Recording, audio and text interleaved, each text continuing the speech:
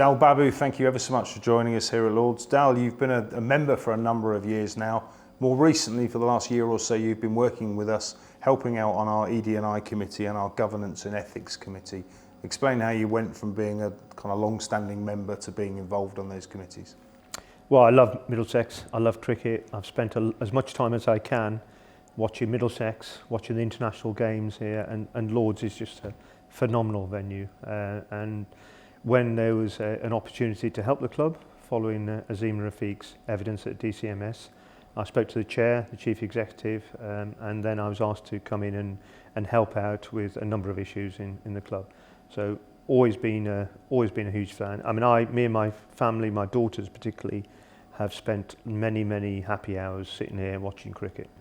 Fantastic. I know, having kind of taken your counsel in those two committees, we've now further expanded that, and you've put yourself forward and taken on the role of our designated safeguarding lead, which is a hugely important role.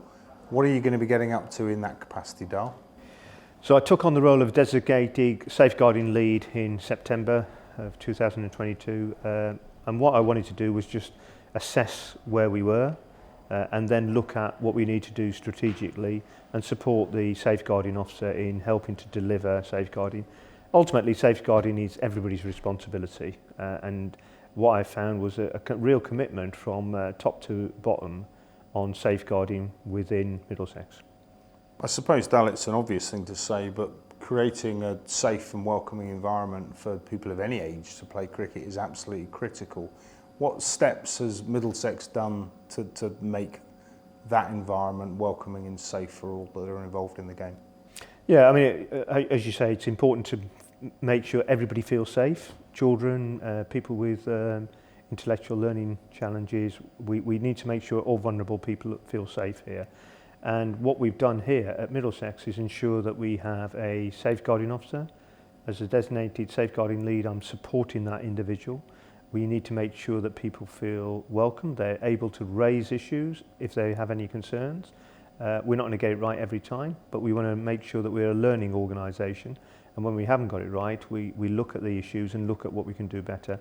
So we do work at Lords because we have quite a considerable number of people coming here and watching us, but also at our satellite grounds as well, looking at how we work at those grounds.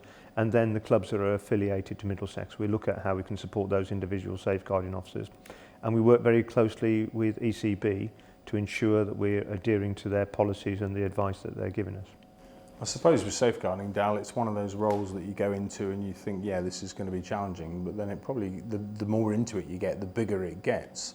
What are the challenges that are facing, not necessarily just Middlesex, but are facing cricket at the moment in the safeguarding area? Well, I think what we've seen over the last few years is that there has been a professionalisation of safeguarding. And if you look at the challenges that we've had in sports like football, in gymnastics, it's been a very clear wake-up call to all sports bodies to make sure that they've got the policies, the procedures, the resources, the people with the expertise there to keep children and vulnerable people safe when they're involved in those sports. So we've basically professionalised the position we're in. Excellent to hear. And Dal, obviously you've only been in the role 2 months, so perhaps a little unfair to ask you this, but what are you hoping to achieve in your position as designated safeguarding lead? Well, I'd like to feel that everybody will see safeguarding as a priority, regardless of whether safeguarding is in your job description or not.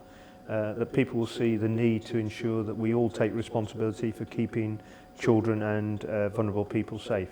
So it's about making sure that people are aware of those issues. I want people to know who I am and ensure that they're able to contact me. My details are on the website, and ensure that if people have got any concerns, that they know we've got a county safeguarding officer as well, and that individual can support individual clubs.